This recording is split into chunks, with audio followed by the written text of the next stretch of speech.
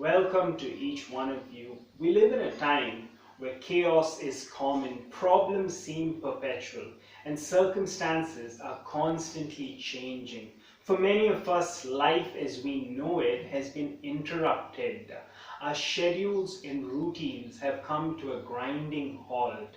When the lockdown was first introduced, many of us would have thought it's a welcome break, time to relax, put our feet up, watch a couple of movies and TV shows. But as time went on and anxiety regarding the ramifications of a global pandemic began to grow, we quickly became uncomfortable with the COVID-19 lifestyle. However, the beauty of feeling discomfort, the beauty of being uncomfortable is that it's an invitation for us to deal with our false sense of securities, temporary comforts, circumstantial peace and joy. About 3 weeks into the lockdown, I put on my mask and I went for a walk in my neighborhood. And I was complaining to God. I said, God, what is this I see all around me? The streets are deserted. All the shops have been closed. I can't even go to the gym to work out. Getting a little restless here, God. When are things going to go back to normal? And just as I was grumbling and mumbling, I stumbled upon this temporary shelter made out of asbestos sheets, meant to house about 100 migrant laborers who had lost their jobs and couldn't return home to be with their loved ones because there was no transportation available. And it got me thinking that there are some serious issues that people are facing.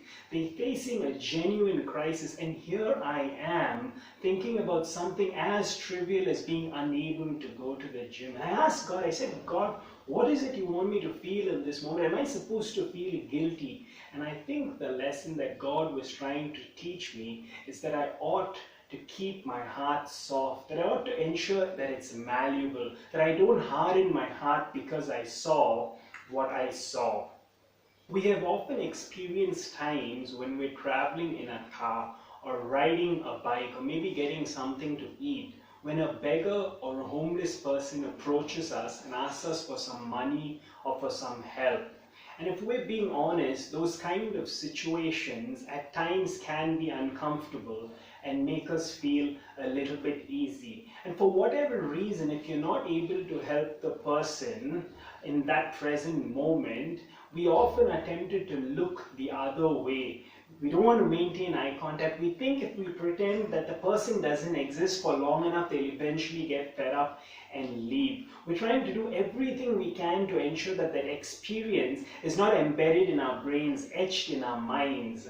I'm not suggesting that we go around helping every person in need. That's practically impossible. But what I am asking is, have we hardened our hearts? I once read about how if you take a brightly colored object or a toy and place it in front of a toddler, or show it to a toddler, a baby that's just a few months old, the baby will get very excited and its attention will be riveted on the object that you're holding in front of it. Its eyes will grow wide and it'll try and reach out and touch it. But take that same object and quickly place it behind your back or throw it out of sight, and you'll notice that the baby doesn't look for it or reach for it or start crying. This is because, and child psychologists tell us this, the baby has not developed the mental capacity for object permanence. It's truly a case of out of sight, out of mind.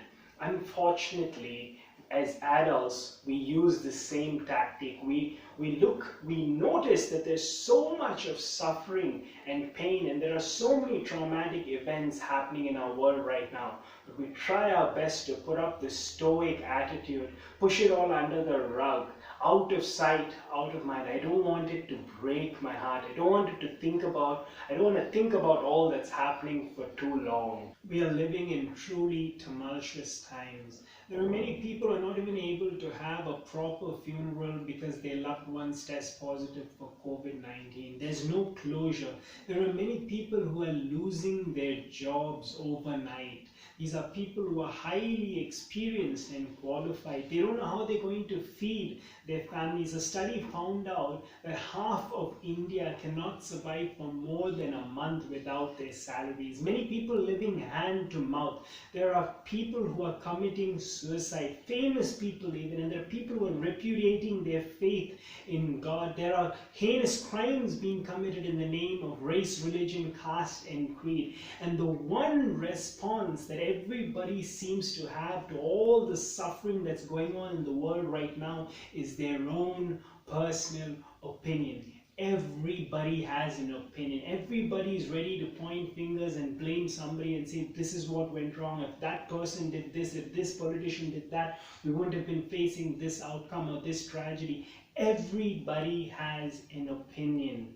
I love Bill Bullard's quote. He says, the lowest form of knowledge is opinion, because it requires no accountability or understanding. On the flip side, the highest form of knowledge is empathy, because it requires one to suspend their own egos and live in another's world. It requires someone to place themselves in the shoes of another.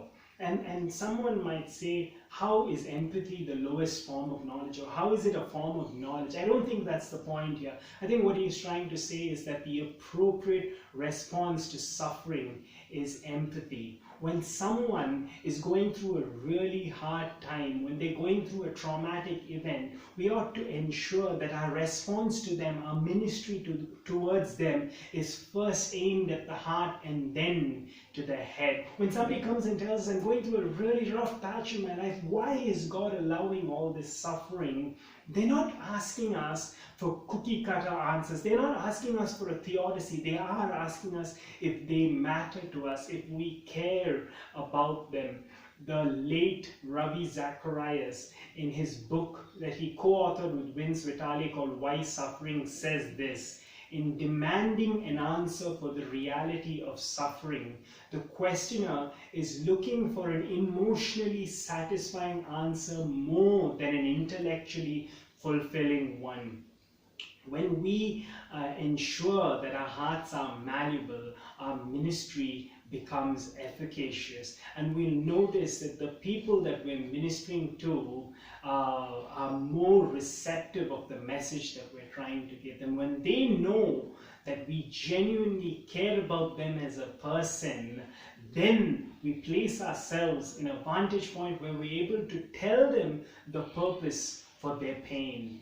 When we go through seasons of pain and suffering, it's often tempting to talk about the future and say things like, when things go back to normal, or when all this is over, then I will do this and that.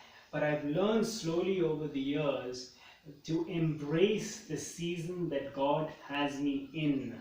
And He's trying to teach each one of us precious, valuable lessons even right now. He's trying to mold us. He's trying to convict us of certain things. When the Bible talks about suffering, it often uses the word walking, metaphorically, of course. For instance, Psalms chapter 23, a psalm that we've probably all memorized, says this in verse 4: even though I walk through the valley, even though I walk through the valley of death. The psalmist doesn't skip it, he doesn't jump over it, he doesn't do everything in his ability to go around the valley of death. He walks through the valley of death. And his comfort is this, that God is with him. His rod and staff comfort him. As we go through this valley of death, this valley of discomfort, of uncertainty, of pain, of suffering, may we look to Jesus, the author and finisher of our faith. May we remember Jesus who said, in this world you will have troubles, but be of good cheer because I have overcome this world. May we remember Jesus who cried at the tomb of his friend Lazarus in spite of knowing that he was going to bring him back to life